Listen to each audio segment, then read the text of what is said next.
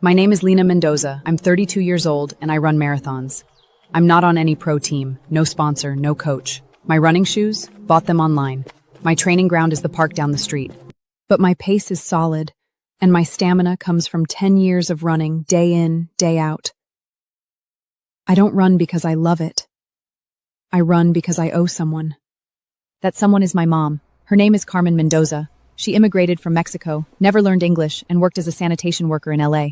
Every morning at 3 a.m., she'd get up, put on a neon yellow work vest, and push a trash cart through the whole neighborhood. She'd pick up trash, sort it, bag it, then ride her rusty three-wheeled cart to the recycle yard. What she made each month barely covered the rent and my school fees. She never had time for breakfast, never had time to see a doctor, and definitely never had time to run a marathon. Lena, you run. You're more talented than me. You have a future. So I believed her. Starting at age 12, I ran 5 kilometers every single day. On the school track, on dirt, rain or shine. In high school, I joined the track team and won a district championship for my school. In college, I earned a half marathon medal. After graduation, I didn't become a pro runner. I got a job at a grocery store, but I kept running. Because every time I cross that finish line, I feel like she'd... Last year, she passed away. They found the stomach cancer too late. The doctor said chemo might buy her a few more months, but she didn't want to spend the money. Save it for you, she told me. Then she handed me her work shoes. The soles were worn flat, the laces knotted back together after breaking. Lena, wear these when you run. Let mommy run too. Just this once. I clutched those shoes, digging my nails onto my palms, and didn't let the tears fall. She never liked to see me cry. She left at 3 a.m. on Wednesday. The alarm rang. She could not wake up. I turned off the alarm for her. Her hands were cold, knuckles thick. Black stains stuck in her nail crevices. Traces of 22 years as a sanitation worker. She had nothing, only me, and the road stretching under my feet. She smiled brightly in the old photo. Smiles hid in work clothes in America. Fluorescent yellow uniform, 22 years. I tied her broken shoelace again. These shoes walked with her 22 years. Mom, I will run the rest for you. She gave me the road. I run for her. I signed up for the LA Marathon, a 42-kilometer public race. The track runs through the whole city. The fee saved from 2 weeks' lunches, gone. I wrote Mom's name instead. I drew a tiny butterfly on the shoe. She said butterflies meant freedom. She never had freedom in her life. Trembling hands drew an uneven butterfly. To her, I was her best blessing. I increased training as the race neared. Running on the streets she cleaned, measuring her years with my steps, feeling the weight of her toil in wind. I run silently, only for her. I met an elderly sanitation worker at dawn, wearing fluorescent, yellow, pushing a familiar cart. She froze for a moment and recognized me. She knew Mom always talked about my running. Her rough palms were just like Mom's. I told her I would run the marathon.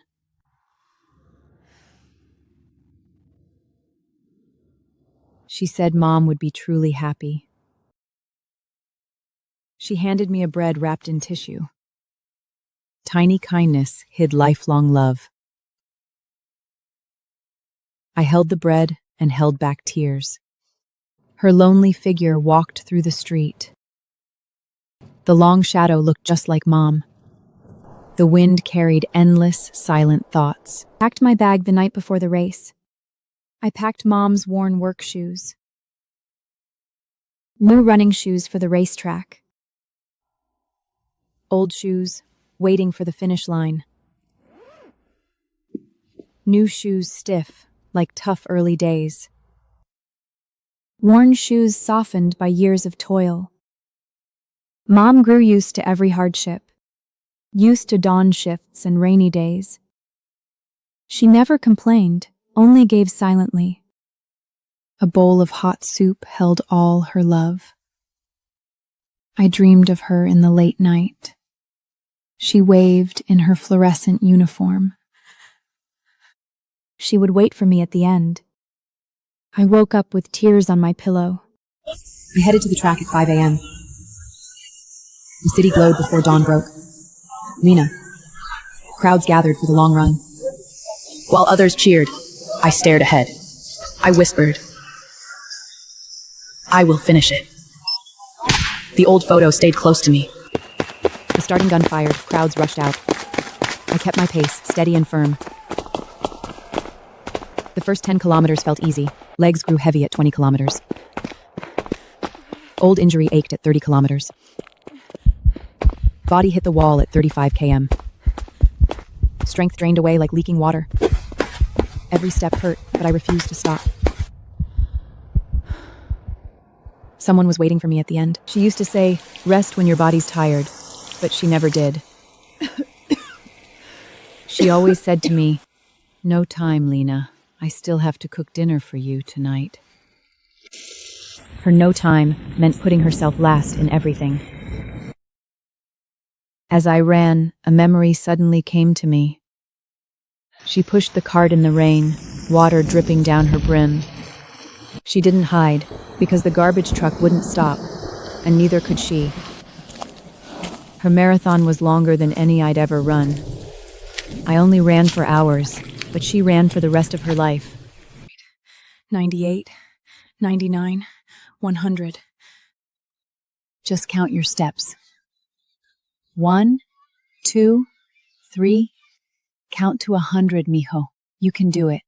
She may not have read many books, but she knew better than anyone how to live in the moment. I got through a few more kilometers using her method. Her steps were etched into every step of my road. Tears by the road, wave after wave. You can do it, Mom! A boy held a sign, shouting pride for his mom. Blue t-shirt, round face, sweat on his forehead. I stared, distracted, nearly tripping by the road. I remembered childhood, her picking me up from school. She hid her job, protecting my dignity. Folding cardboard after school for 2 coins of candy. Poor days, but full of solid happiness. Now I know, hardship was born by 2. I said thank you 1,000 times. She only said, "It's only right." Not should, but her willing choice. Decades of giving, never taken for granted. She could have left, chosen the easy way. But she chose the hardest path instead. Those hardships were her gentle love. At the 40-kilometer mark, the sole of my new running shoes started to come unglued. It wasn't a quality issue. My ankle posture was off, fraying the shoe upper. With each step, the sole curled up. I slowed down but couldn't stop. No aid stations, no friends to help nearby. Half a kilometer later, the sole piece fell off completely, dangling precariously from the toe. Bent down to touch the cracked shoe, and despair surged over me like a tide. I squatted by the road, hands on the ground, as people passed by and asked if I was okay. I heard the concern in their voices, but I didn't want to reply. I took off the broken shoe, stepping barefoot onto the hot asphalt. The morning sun in Los Angeles scorched the road. My foot felt seared. I flinched but held on. Someone stopped to offer water. I shook my head. It wasn't about water, but faith. I stood there gasping for breath, taking off the other shoe and holding both in my hand. I pulled out her work shoes from my backpack, sunlight hitting the surface. The hand-drawn butterfly on the shoe flickered twice, lopsided. She wore these shoes every day when she was alive. The soles worn flat, laces tied in a tight knot. It had walked 22 years of streets, and now it was my turn. Slipped my feet into her shoes. They fit me perfectly. Thin soles with no cushioning. yet they kept my steps grounded. I stood up and took unsteady steps, far heavier than my running shoes, like two small boats carrying my heart. The butterfly on the shoe seemed to glow. I knew it wasn't real, yet I believed. I jogged forward with a limp. Blisters burst, blood soaked through the insole. 2 kilometers left. I would not stop. Strangers shouted for me to rest. I ignored them. I moved forward with uneven steps. Santa Monica Beach came into view. The finish line was set up on the sand, and the Ferris wheel spun slowly in the distance, with the sea breeze blowing, carrying a salty smell. A staff member's voice came over the radio, a little tired. The last runner is about to cross the finish line. Everyone else had finished. I was alone on this track. The radio voice echoed across the empty track, and I could hear my heartbeat overlapping with those radio waves. My feet didn't stop. I kept moving forward. Spectators lined both sides of the track. The applause wasn't for speed, but for me still running. An elderly white-haired lady stood by the road, giving me a thumbs up. Her lips moved. I couldn't hear what she said, only saw her red eyes. As I ran past her, I nodded slightly. Her mouth twitched, as if she'd let out a breath. The road was still beneath my feet, the sea breeze still blowing, and I didn't stop. Last marker, bloodstains deep and shallow. Every step on her footprints. Finish line, red carpet and timer. She's not here, yet she is. Fluorescent yellow, waving in the crowd. Sun glare. I squint my eyes. More sweat than tears, no tears to shed. Crossed the line, time frozen as numbers. Last place, I don't care. Medal and blanket in my palm. Her shoes, worn flat soles. She's with me. The road ran, all her road. The microphone suddenly reached me. His shirt was pale blue. The camera faced me straight. Are you okay? I'm fine. He saw the shoes on my feet. Those were Mom's work shoes. In the hospital, she stared at it all day. Mom is over there. His eyes turned red. She bought these shoes by picking trash. I can't let her down. I held up the shoes, shouted to her. Mom! I finished the run! She heard it. That's enough. I sat on the beach long after the race. Sea breeze swayed the medal on my chest. I took off the old shoes and set them down. Soles stained with blood and dust. The butterfly on the shoe faded away. I wiped it, yet the mark remained. Seagulls flew overhead with sharp cries. Mom grew up by the sea in Mexico. She never visited the coast again, always busy, never had spare time. I walked down to the lapping waves. I held the shoes and let the sea cleanse them. Cold, clean water washed away all the dirt. When the sun rose high, I put them back on. An old song brought back her quiet warmth. Interview hit the news, ratings soared. The headline was her, in Mom's shoes. 10 million views, comments in chaos. Some cried, some praised, some doubted.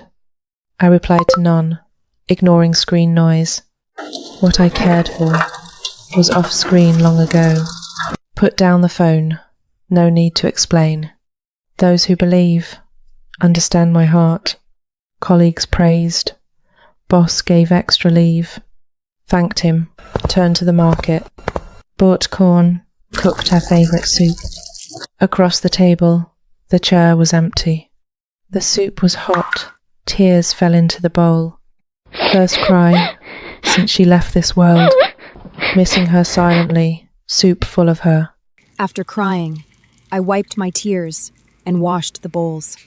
Then I took an old gray coat of hers from the wardrobe, the cuffs worn through. I put it on and stood in front of the mirror for a moment. The coat was too big. She was smaller than me, yet the coat looked loose. Maybe she deliberately bought it a size larger to wrap herself up more tightly. I folded the coat and placed it next to my pillow. That night, I smelled her scent and slept deeply. The next morning, I went for a run again. I put on the new white running shoes. The wound on my foot had scabbed over, and it hurt a little to run. But I didn't want to stop. An old man walking his dog in the park saw me and said, "You were on the news yesterday. I said, "Yeah."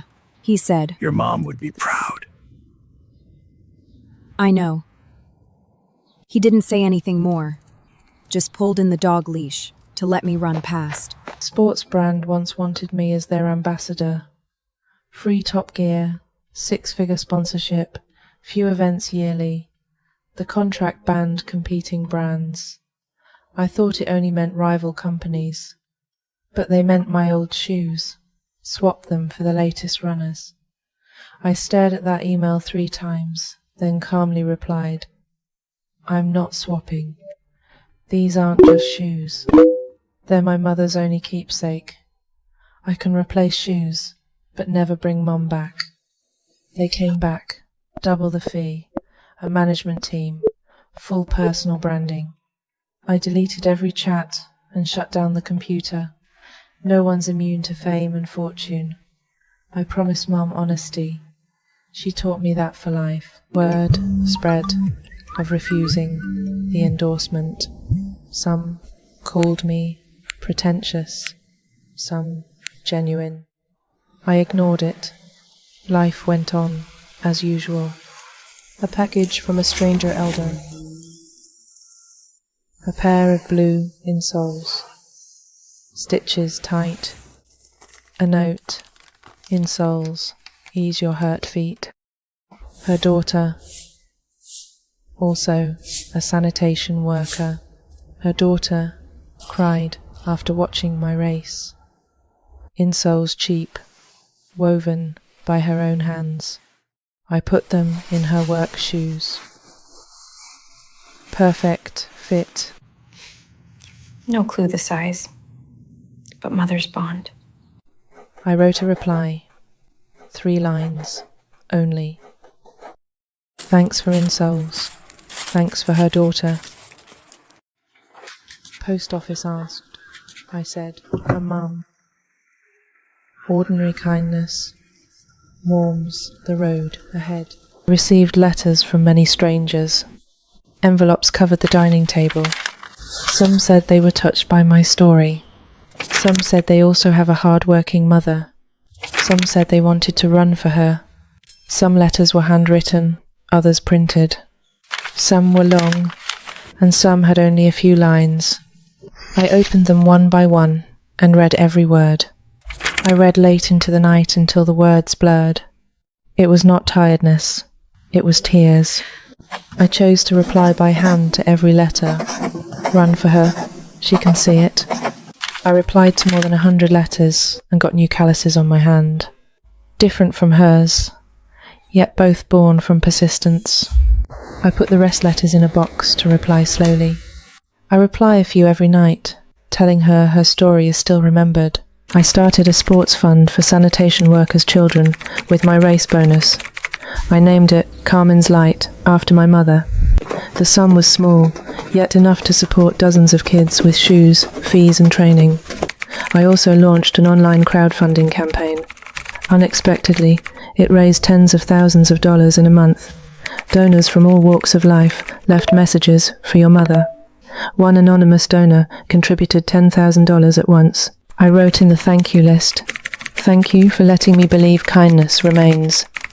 The fund's first grant went to a 15-year-old boy named Miguel.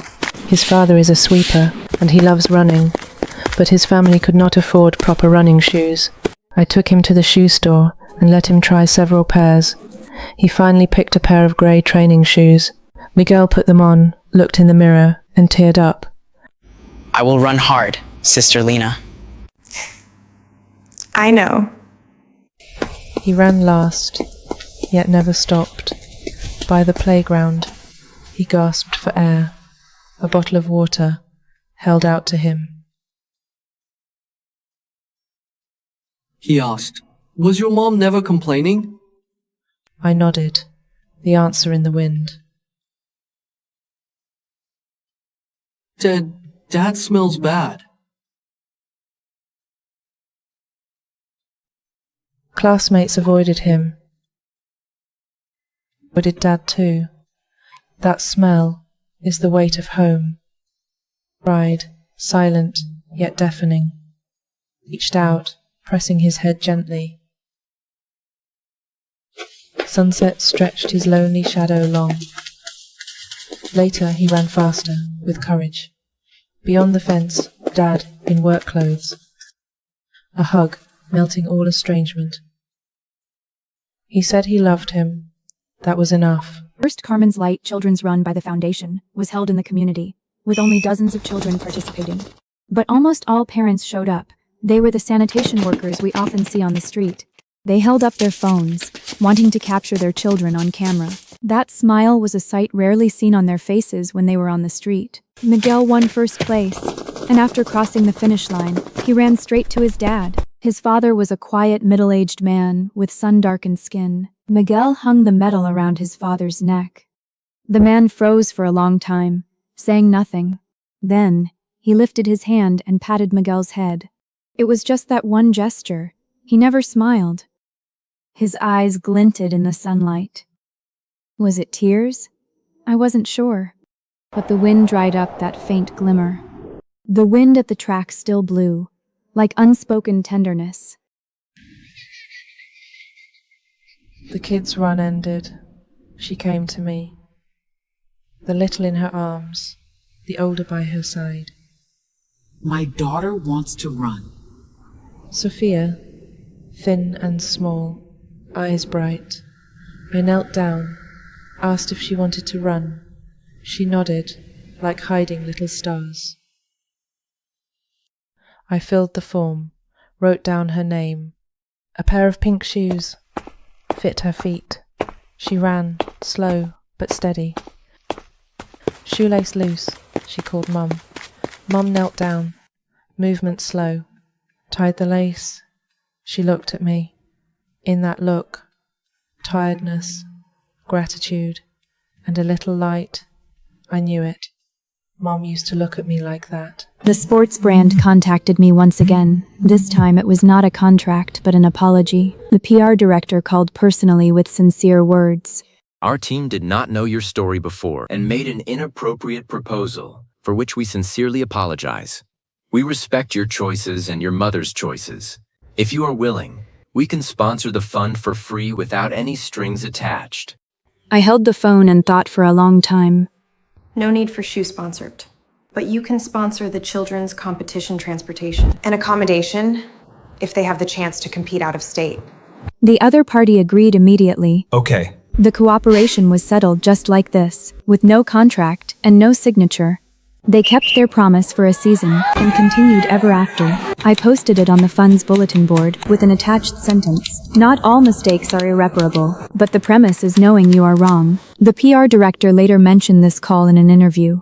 He said it was the simplest yet hardest business communication to respond to. The committee asked me to be honorary starter.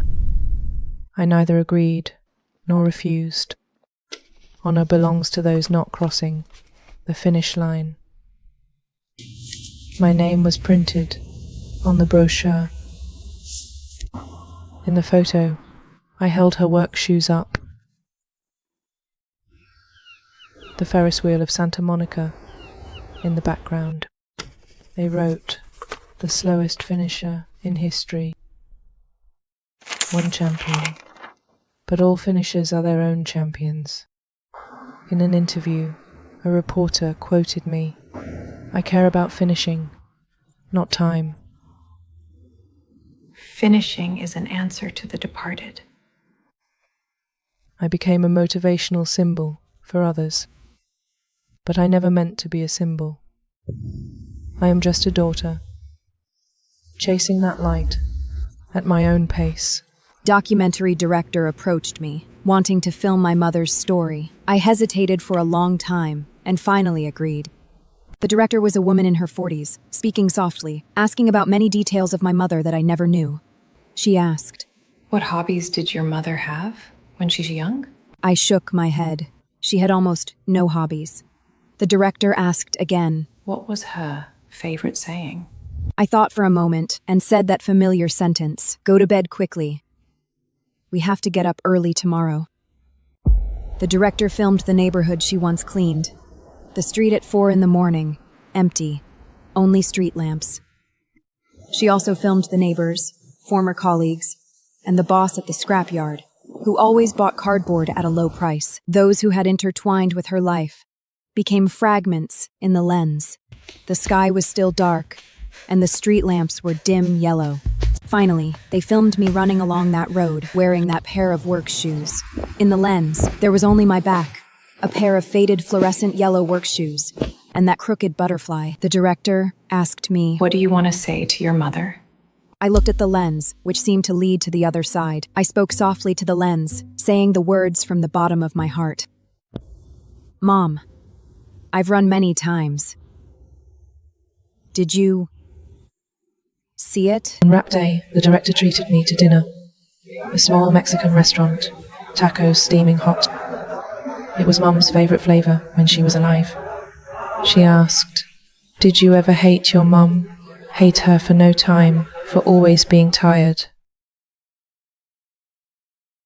I only hate being naive as a kid. She was at her limit, yet told me stories. I woke her by kicking. She kept talking.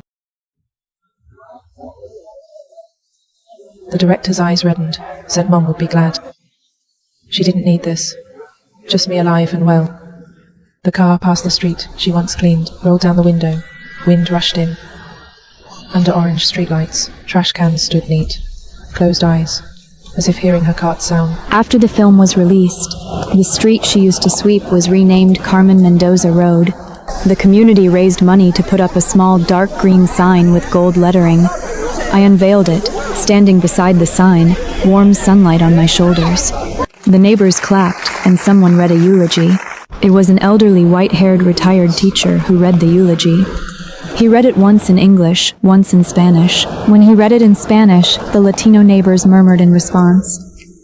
I stood at the front, didn't cry, but my eyes felt burning hot. Now every day, someone says her name on this street. School children passing by after class stop to touch the sign. They may not know who she was, but they'll remember the name. A mother, with the length of a street, held up a home for her daughter. This road became her mark left in the world, and I will walk along this road, always. Foundation received an anonymous donation, just enough to fund the students for a full year. He message column read, "This is the money for that pair of running shoes." I didn't know who it was. Maybe the sports brand. Maybe someone who watched the documentary. Some kindness is meant to stay in the background. No need to ask where it came from. I didn't look into it further. I put a note on the bulletin board. Just 3 simple words. Thank you. It was also the money for that pair of running shoes. Enough to help 10 seeds take root and grow. Kindness is silent, yet more powerful than sound. No need to ask where it came from.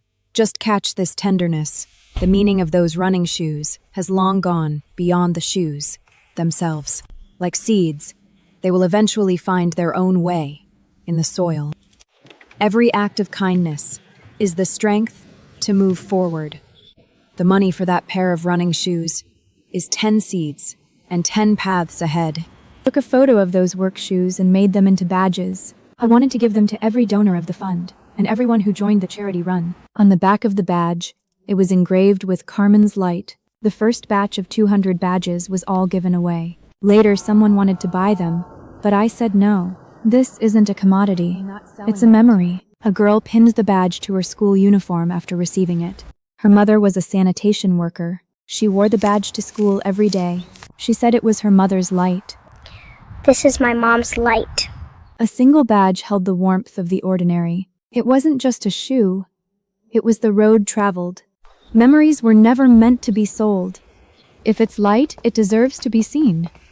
Carmen's light is also the light of every ordinary mother. A pair of pale grey new running shoes. No brand, yet spotlessly clean.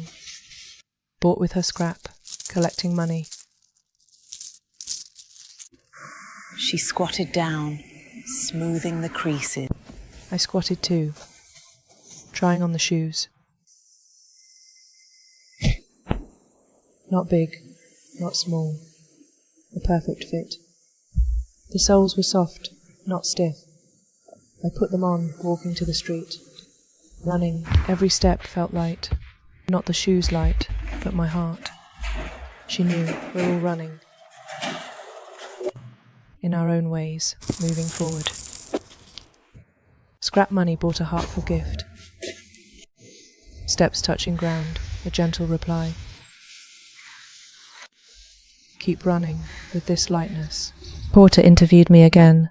Do you still run in those old shoes? No, I've kept those shoes in a glass cabinet. But for every important race, I place it by the starting line, watching me leave and waiting for my return. It can no longer run, but it can still witness. How much longer will you keep running? Until I can't run anymore. My mother never ran a marathon, but she spent far more time on the road than I did. I will finish the rest of the road for her. I've never thought about giving up along the way. These old shoes hold all the hardships my mum and I went through. It can't run anymore, but it always walks with me. Running means far more to me than just competitions. My mum endured all hardships silently and stayed with me all the way. I will keep walking the road she never got to finish. Running for a lifetime is my best reply. On her death anniversary, I put on her shoes. At 4 a.m., the streetlights still glowed. She walked this street for 22 years. An empty road, her everyday life. The bakery light, before dawn, that expired bread, her tenderness. Trash cans lined up, waiting for her hands. I picked up a plastic bottle, like her. Crushed the carton, folded it neat. 10 minutes, my hands ached already. Her 22 years, rain or shine. Stood straight. The sky turned pale. A new day. She couldn't see it. But her steps, still on this street. I walk the unfinished road for her. That day, after walking back from the street, I got a call from Miguel. On the other end of the line was his voice, full of excitement. He said he'd signed up for the school track and field team. Sister Lena, I signed up for the school track and field team. I ran 1,500 meters in the tryouts and got 3rd place. Though it was only 3rd place, it exceeded his expectations. Even though it's 3rd, it's beyond my expectations. He mentioned the pair of running shoes I'd given him. Sister Lena, do you know? I wore the shoes you gave me on the day of the tryouts. The soles are so comfortable, and running feels really light. I asked him about his dad. Does your dad know? He said his dad knew, and even took half a day off to watch him run. He took half a day off to watch me run. In the crowd, only his dad was wearing a fluorescent, yellow work uniform. He stood by the playground, wearing his work clothes. All the other parents wore casual clothes, only he had on fluorescent yellow. When I finished running, he waved at me, and I saw it. On the other end of the line, he fell silent for a moment. After a moment, he said what was on his mind. Sister Lena, when I was running, I thought, my dad gets up at 3 every morning. I'm just running 1,500 meters. What reason do I have not to keep going? I held the phone, not saying a word. Some truths don't need to be taught by adults. Children will figure it out on their own, sooner or later. The email from Boston was an invitation for a charity entry. They wanted me there, not as a runner, but as a hope ambassador. The condition? Wear the work shoes to race and cooperate with promotions. My answer was clear. I'll wear the work shoes, but I won't cooperate with promotions. The organizing committee agreed, only asking me to share my story via video call before the race. I agreed. The video was short, just a few words. No extra sentimentality, only the words from my heart. I run because my mom can't anymore. That sentence was for her. It is her first time waiting for me to cross the finish line by the road. I want her to see it sooner. The road is beneath my feet. Running is the only answer. No promotions, only running and longing. For her, and for the road beneath my feet.